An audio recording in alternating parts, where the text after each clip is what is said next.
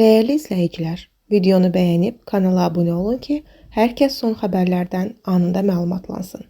Bakıda akademiyaya qəbul olunub təhsil almaq istəyənə qarşı dayadızlıq edilib. Xəbər verilir ki, zərər çəkən Vidadi Əsədov ad-soyad şərtidir, iş yerindən diplom tələb olunduğu üçün akademiyalardan birinə qəbul olmaq istəyib.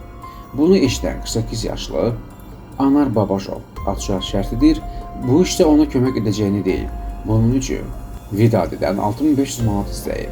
İttiham aktına görə Vidadi Anara deyib ki, həmin pul qarşılığında akademiyanın radioelektron avadanlıqları fakültəsinə qəbul olunub qiyabi təhsil alacaq və 4 il sonra diplomu əldə edəcək. Lakin o aldığı 6500 manat əvəzində vədini yerinə yetirməyərək Vidadini aldadıb.